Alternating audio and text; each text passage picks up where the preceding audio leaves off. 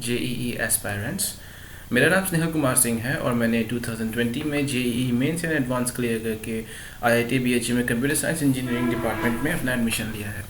तो आज का ये वीडियो डेडिकेटेड है आप लोग के लिए जो मेंस देने वाले हैं कि पेपर एक्चुअली कैसे अटेम्प्ट किया जाए। तो मैं ये बताऊंगा मैंने स्पेसिफिकली कैसे पेपर अटेम्प्ट किया था। पेपर में 3 सेक्शंस रहेंगे, फिज़िक्स, केमिस्ट्री, मैथमेटिक्स। मैथ्स थोड़ा हार्ड रहता है, केमिस्ट्री का सिलेबस ज़्यादा रहता है। फिज़िक्स ही एक ऐसा स्वीट स्पॉट है जिससे आप मैक्सिमम मार्क्स पा सकते हैं। तो जो मेरा फर्स्ट स्टेप है वो ये है कि आप हमेशा फ़िज़िक्स से स्टार्ट करना। अगर फिज़िक्स सही है तो आप आर्ग्यू कर सकते हो कि मेरा केमिस्ट्री सही है, मेरा मैथ सबसे अच्छा है, तो वो डिसीजन आपका रहेगा। बट अगर आप एक एवरेज जेईई एस्पिरेंट हो जिसने लगभग 50, 60, 70% सिलेबस कंप्लीट किया है, तो मैं तो यही सजेस्ट करूँगा कि फ़िज़िक्स से स्टार्ट करो। आपको रफ वर्क करने के लिए ऐसी A4 साइज शीट्स मिलेंगी। बच्चे क्या करते हैं, जो मैंने भी कभी किया था, कि क्वेश्चन नंबर 1 है, यहाँ शुरू किया, यहाँ से लेके यहाँ तक क्वेश्चन नंबर 1 के आधा सॉल्यूशन हुआ, फिर देखा कि इसके नीचे कोई और रफ वर्क है, यहाँ से छोड़ के यहाँ चले गए, फिर यहाँ से छोड़ के यहाँ चले गए, यहाँ से छोड़ के फिर पीछे चले गए। अब उसमें होता ही है ना कि मान लीजिए आपने यहाँ पे आके अपना सॉल्यूशन ख़त्म किया, आपने यहाँ पे बिगिन किया था, हुआ क्या कि यहाँ पे आपने जो आंसर लाया वो मैच ही नहीं कर रहा है। अब फिर तो आप चेक करोगे, ऑफ कोर्स सी बात है, फिर आप यहाँ जाओगे, यहाँ जाओगे, यहाँ जाओगे, यहाँ जाओगे, उसमें आपको जानते हैं 2 मिनट चल जाएंगे। और 2 मिनट कितनी बड़ी बात है वो आप जान ही रहे हो। तो मैं क्या करता था इसका सोल्यूशन करने के लिए, मुझे जैसे ही पेपर मिलते थे उसको मैंने बीच से ऐसे फोल्ड कर दिया, ऐसे मैंने फोल्ड कर दिया, ठीक है। अब मैं क्या करता हूँ कि क्वेश्चन नंबर 1 मुझे अटेम्प्ट करना है। क्वेश्चन नंबर 1 यहाँ पे डाला मैंने, इतने पे गिवन लिखा मैंने, और यहाँ से फिर मैंने स्टार्ट किया, यहाँ ख़त्म हुआ, फिर यहाँ पे मैंने स्टार्ट किया, यहाँ ख़त्म हुआ, फिर से मैंने इसको उल्टी तरफ से मोड़ा। ये बात ध्यान रखिए, आप स्टार्ट करेंगे तो ये वाला पहले भरे, फिर ये वाला भरे, उसके बाद आप इसको उल्टी तरफ मोड़ रहे हो। मुड़ जा भाई उल्टी तरफ मोड़ रहे हो, और उसके बाद फिर आपने यहाँ से बिगिन करना शुरू कर दिया। अब इसमें भी दिक्कत ये आती है कि मान लीजिए क्वेश्चन नंबर 1 में, सॉरी अगर बैकग्राउंड नॉइज आ रहा हो, तो क्वेश्चन नंबर 1 में हुआ ऐसा कि यहाँ आपने गिवन लिखा, यहाँ पे आपने इक्वेशन लिख दिया, आपको कैलकुलेशन करना है। तो अक्सर क्या होता है ना, कैलकुलेशन करने में पूरी जगह भर जाती है, फिर वही जो चीज़ पहले होता है वही होता है। तो मैं क्या करता था, एक स्पेयर शीट रखता था। ऐसे स्पेयर शीट में जितनी भी कैलकुलेशन होती हैं उसे मैं एकदम रफ तरीके से करता था। जैसे मल्टीप्लिकेशन हो गया, डिवीजन हो गया, एडिशन हो गया, जितनी भी चीज़ें हैं उसे मैं एकदम रफ तरीके से स्पेयर शीट पे करता था, इस हिसाब से कि ये वाली जो शीट हो वो गंदी जाली ना हो। तो ये आपको करना है। समराइज कर रहा हूँ, आपको जैसे ही आपका A4 साइज शीट मिलेंगे एग्ज़ाम में रफ करने के लिए, आपको एक सेक्शन के लिए 3 से 4 लग जाता है। तो 3 से 4 स्पेयर शीट्स अलग रखनी है, और बाकी बची हुई शीट्स को ऐसे फोल्ड कर लेना है। आपको स्टार्ट यहाँ पे करना है, उसके बाद इसके जस्ट बैक पे जाना है, फिर रिवर्स फोल्ड करके यहाँ पे करना है, फिर उसके जस्ट बैक जाना है। इससे क्या होगा, आपके सोल्यूशन बहुत ऑर्गेनाइज रहेंगे। ये फर्स्ट चीज़ मैं करता था। सेकेंड टिप, ये सबसे इंपॉर्टेंट है और जो मोस्ट ऑफ द स्टूडेंट्स भूल जाते हैं करना। अब जानते हो, जैसे ही आप क्वेश्चन नंबर 1 देखोगे ना, आपका सारी प्लानिंग, सारे थॉट्स, सारी चीज़ें ब्लैंक। अब ये सोचे होगे कि अरे हाँ, मुझे इतना मिनट देना है, इतना सेकंड देना है, मुझे ये क्वेश्चन आए तो आए, नहीं आए तो चले जाना है। ऐसी कई सारी प्लानिंग हम लोग करते हैं। मुझसे तो टाइम होता ही है ना कि जाने के बाद फर्स्ट क्वेश्चन में ही माइंड ब्लैंक हो जाता है। तो ये चीज़ नहीं करना है, ठीक है। इसके लिए मैं क्या करता था, मैं ये सोचता था कि मेरा कोई ईगो नहीं है। आप जानते हो, अगर आपसे क्वेश्चन नंबर 1 वहाँ पे नहीं बन रहा है ना, तो आप तब भी उसे इसलिए ट्राई करते हो कि आपका ईगो रहता है कि यार 2 साल प्रिपेयर किया था,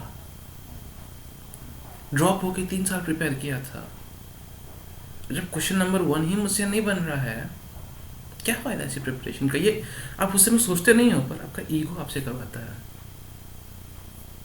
मैंने सबसे पहले एग्ज़ाम के कुछ दिनों पहले जब मैं मॉक टेस्ट देता था, तब मैंने ये चीज़ देखी कि मैंने जब मॉक टेस्ट में अपने आप को एनालाइज कर रहा हूँ, तो मैंने ये देखा कि ऐसे पेपर में कई सारे क्वेश्चन थे जो मुझे आते थे, पर मैंने क्या किया, अपना 80% टाइम उन क्वेश्चंस को दे दिया गलती से जो हार्ड थे और जो मेरी ईगो पे बात आ जा रही थी कि यार मैं ये कर नहीं पा रहा हूँ।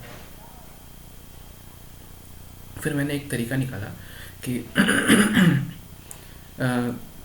सबसे पहले जैसे मैंने आपको बताया, मैथ्स थोड़ा हार्ड होता है, केमिस्ट्री का सिलेबस ज़्यादा होता है, इसलिए उसे कवर करना मुश्किल होता है। थर्ड बच गया फिजिक्स में ज़्यादा स्कोरिंग थिंग्स होती हैं। तो मैंने ये देखा कि फिजिक्स में ऐसे क्वेश्चन सबसे ज़्यादा थे, तो मैंने अपना ये बनाया कि सबसे पहले मुझे फिजिक्स अटैम्प्ट करना है। फिजिक्स मेरा स्ट्रॉन्ग भी था, सबसे पहले मुझे फिजिक्स अटैम्प्ट करना है। देन आफ्टर दैट मैंने ये चीज़ देखा कि अगर मतलब मैंने एक स्पेयर शीट रखा था। एक तो मैंने आपको स्पेयर शीट बताया था रफ के लिए, वो तो अपना अलग है। मैं फिर एक और एक मतलब प्रीमियम शीट रखता था, एकदम जो सबसे साफ़ सुथरी दिख रही हो। और उसमें भी मैं क्या करता था ना कि जैसे एक सेकेंड, इनकन्वीनियंस के लिए माफ़ी चाहता हूँ, वो पेन नहीं लाया था। मान लीजिए क्वेश्चन नंबर 1 आपने अटेम्प्ट कर लिया, ठीक है। क्वेश्चन नंबर 2 ऐसा क्वेश्चन है जो आपको लगता है आपसे हो ही नहीं पाएगा, तो मैं यहाँ कुछ लिख रहा हूँ, ठीक है। ये आपको दिख रहा होगा क्वेश्चन 1, क्वेश्चन 2, क्वेश्चन 3, क्वेश्चन 4, और पास आ जाता हूँ।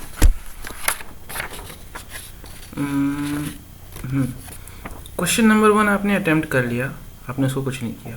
क्वेश्चन नंबर 2 ऐसा क्वेश्चन था जो आपसे देख के पता चल गया आपको होने वाला नहीं है, तो आपने क्या कर दिया, इसको क्रॉस कर दिया ऐसे करके। क्वेश्चन नंबर 3 ऐसा क्वेश्चन था कि आपको पता है आप कर लोगे, आपने वैसे क्वेश्चन किए हैं, दिमाग में उस समय स्ट्राइक नहीं कर रहा है। और ऐसे ही क्वेश्चंस होते हैं ना जो मैक्सिमम जिनमें सिली मिस्टेक होती है, क्योंकि आपने क्या किया, आपने प्रिपरेशन के समय बस उसकी थ्योरी पढ़ लिया है, थ्योरी पढ़ लिया, उस पर कोई न्यूमेरिकल नहीं लगाया है। आप रिलेट कर सकते हो उस बात को, थ्योरी पढ़ लिया, न्यूमेरिकल नहीं लगाया, सोचे कि जब आएगा तो देख लिया जाएगा, या इतना टाइम नहीं था न्यूमेरिकल लगाने का।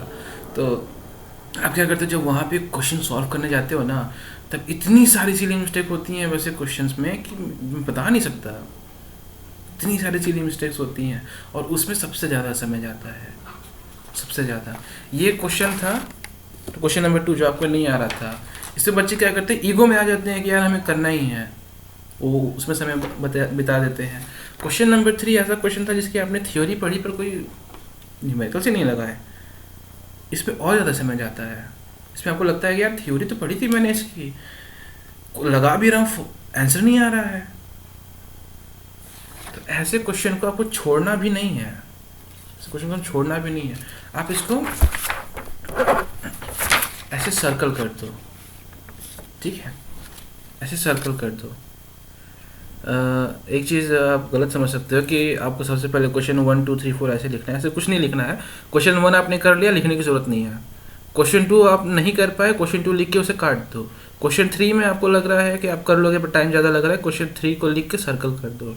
क्वेश्चन 4 कर लिए, उसे लिखने की ज़रूरत नहीं है, कर लिया तो क्यों लिखे, है ना। अब क्या करना है, ऐसा करने पे होगा क्या कि आपके, मैं ये मान के चल रहा हूँ आपने 60% प्रिपेयर किया होगा, तो आप क्या कर पाओगे कि ऑलमोस्ट 10 से 12 क्वेश्चन निकाल लोगे ऐसे, सीरियसली।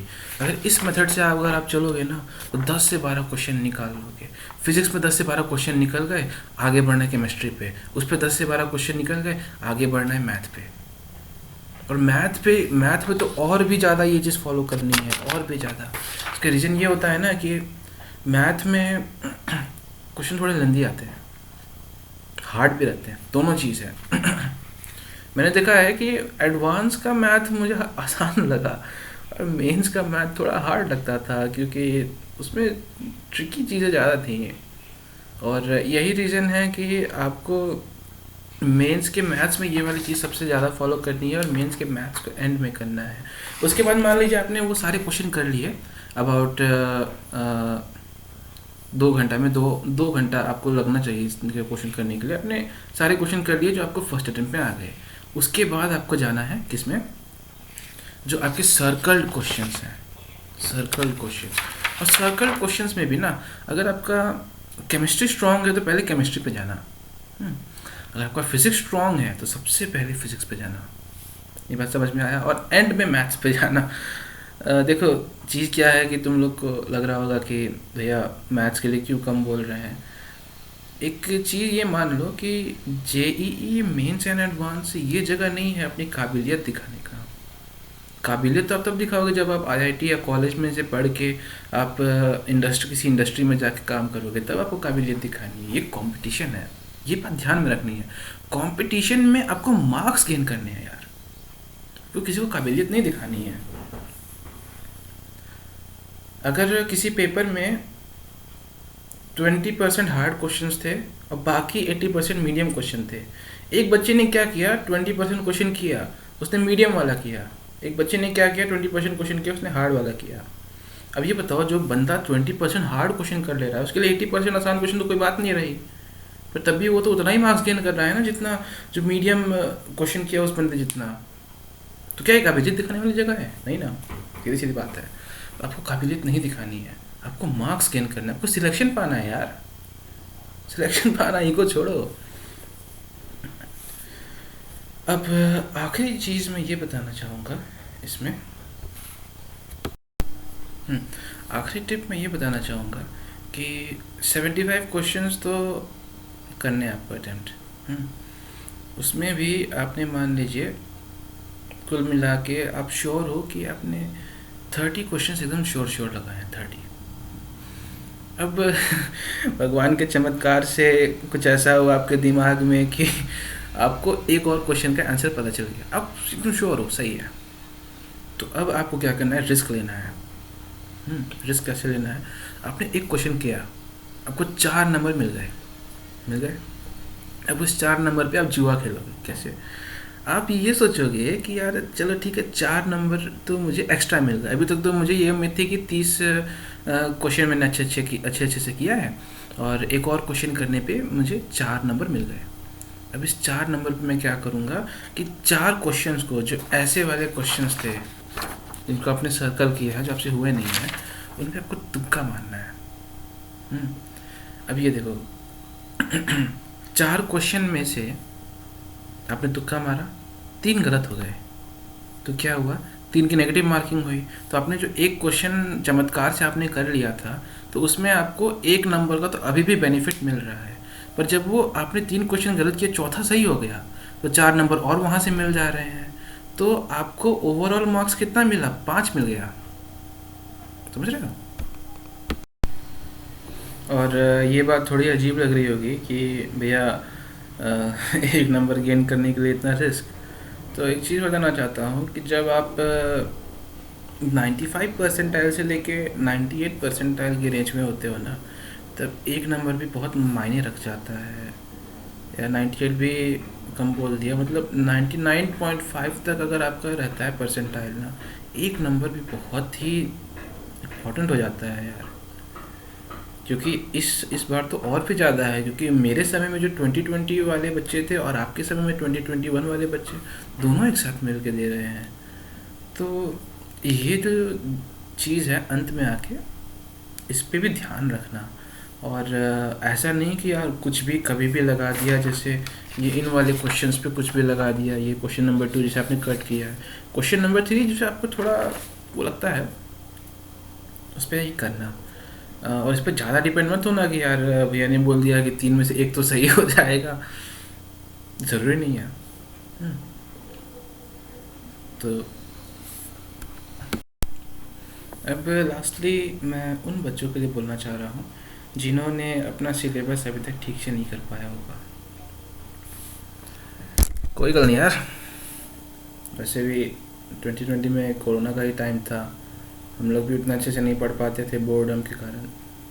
और अगर सिलेबस अच्छे से नहीं हो पाया है तो सबसे बड़ा चीज़ ये है कि फर्स्ट जेईई मेंस है। क्या है ये?